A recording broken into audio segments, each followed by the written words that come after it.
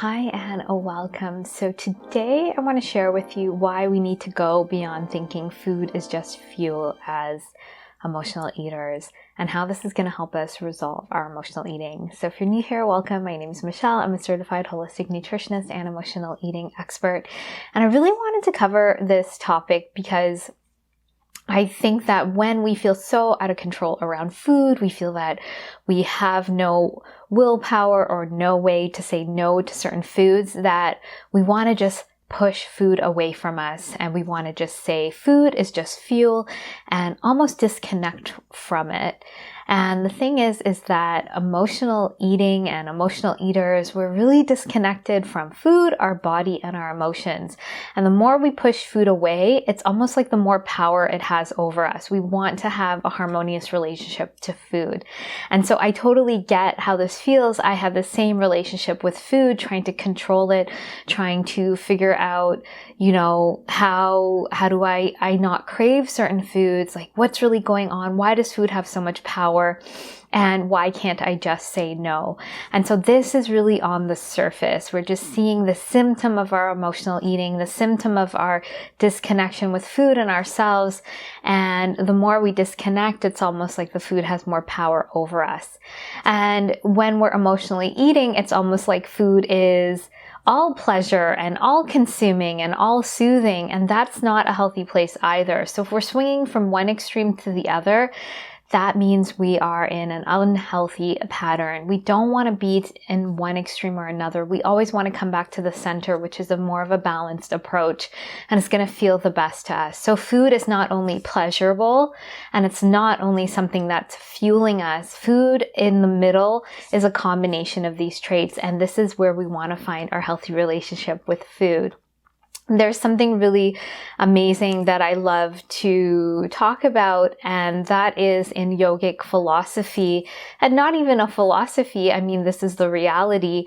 In the first body, there are several bodies in this philosophy. It's called the food body because our physical body is literally made out of food. And so if we just think of food as fuel and we disconnect from it, what does that say about our relationship to us and our body? So, it's like the food we're eating, we're calling it fuel, and we're not putting that love and care into our choices and making it pleasurable and make it feel good to us.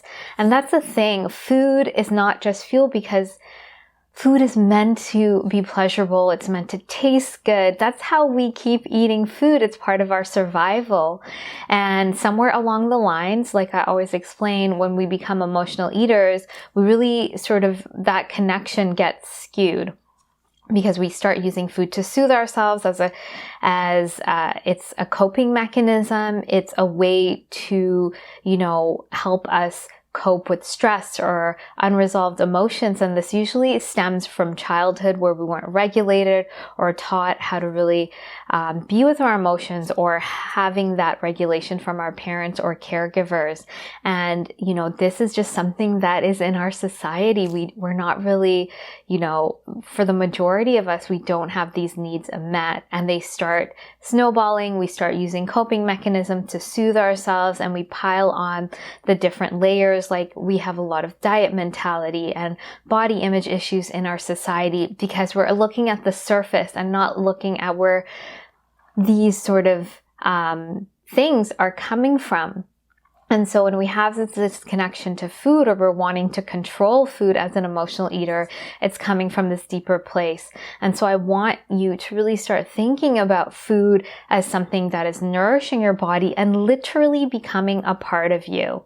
It's like when you have a child, if you're a woman and you had a baby, that baby is literally made of the materials that you consume, the food that you eat. And it's your body, the same thing. Everything that you eat, digest, absorb, and assimilate becomes you, and then you eliminate what's not needed. And so this is so important. And so the more we can shift to this way of thinking and really honoring our food, we're not going to feel as overpowered around food. Of course, we need to do the deeper work with these emotional eating pattern and get to the emotions under the surface. We need to do some body acceptance work. So we're really tuning into our body, because if we relate to food this way, we're probably relating to our body this way and not really understanding the power of the body either. And so we want to integrate on all of these levels. But if we can shift the way we look at food and understand that it literally becomes a part of us, and we want that relationship to go from these two extremes to a more balanced approach, that's a really amazing starting point. And so inside of the Emotional Eating Evolution program, this is the first phase of the program. There's 4 phases to the program. I talk about the first 3. They're the most, core and important ones. And the 4th one goes a bit deeper. And so we tune into true nourishment, which is the first phase of the program. We're really connecting back to food. We're shifting from this diet mentality, which is more about food as fuel and calorie restriction and deprivation and separation, and not tuning into our bodies. And we're shifting into a more abundant way of being with food, understanding our true hunger, how to satisfy our body, how food plays this important role, and how to really nourish ourselves. And through embodying that and really moving through that process, we start feeling more and more connected to our food, and we can build that healthy relationship with food. And then we also move through the body acceptance and the emotional wellness phase of the program and the last phase of the program. And all of these really help us to connect back to our body, to food, and to our emotions, which is so key and important, especially for emotional eaters. These are the areas we're really disconnected in. And so when we get to this place, we start feeling good around food. We're not controlled by food. We have this relationship where we feel free, we feel at ease, and we feel confident around food because we know and we are working on the deeper issues and resolving the emotional eating at the deeper level so that we can have this relationship that feels good to us.